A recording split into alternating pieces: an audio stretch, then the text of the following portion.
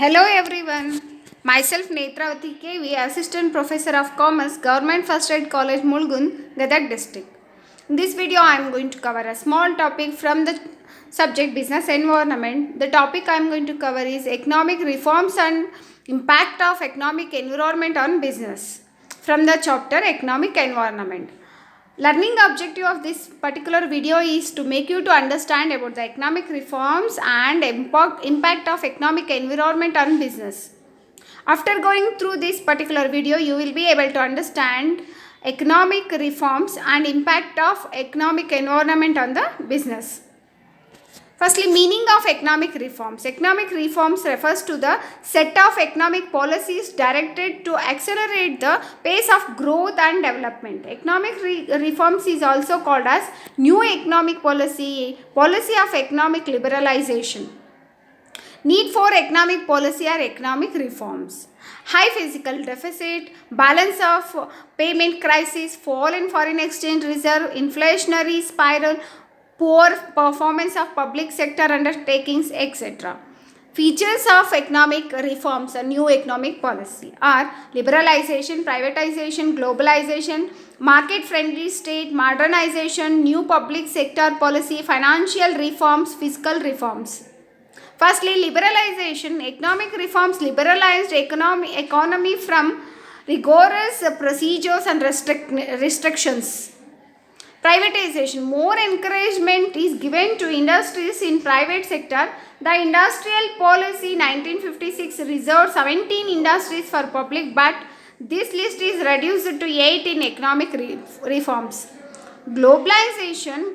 Indian economy was made to interact more freely and openly with the global economy. FDI of more than 51% was allowed in Indian firms, and Indian firms were allowed to high foreign technology and capital. Market friendly state. The role of state is conformed to selected non-market areas to ensure a smooth functioning of the market economy. Modernization. Incentives were given to modernize the industries. Firms were encouraged to spend more on research and development. New public sector policies. The new policy of public sector are restricted the role of PSUs to only 8 areas. The disinvestment and privatization of loss-making public sector undertakings were undertaken. Financial reforms. Reforms undertaken in the areas of finance include reduction in CRR and SLR, reducing the interest rate, more freedom to banks and financial institutions, capital market reforms. Banks were allowed to open branches. Fiscal reform. Next one is fiscal reforms. The policy aimed at bringing down fiscal deficit from 8% to 4%. The next one is liberalization. It means freedom of producing units from direct or physical control imposed by the government. In other words, it means liberalizing the economy and conditions of business. Liberalization is undertaken by simplifying rules and procedures and minimizing legal formalities of business, minimizing restrictions and conditions for promoting the business, allowing entry for foreign firms. Government interference is reduced. Privatization. Privatization means a transfer of ownership, management and control of public sector to private sector. Privatization is undertaken by giving more opportunities and importance for business in private sector, expanding the area of operations for business in private sector, reducing the formalities like licensing capacity restrictions, investment restrictions, etc. The next one is globalization. It means opening the doors of our economy for foreign companies, technology, capital, human resource, etc. In other words, removal of trade restrictions and barriers for the free flow of capital, technology, goods, services, etc. between the countries. Globalization has some parameters like permitting free flow of goods by removing barriers between the countries, creation of an environment for free flow of capital between countries, creation of an environment for free flow of technology between countries, creation of an environment for free movement of labor between the countries, Arguments for LPG, that is liberalization, privatization and globalization. LPG process is undertaken throughout the world. India adopted LPG measures in 1980s, and these measures were seriously pursued in 1980s 90s. LPG policies have some advantages like economic growth.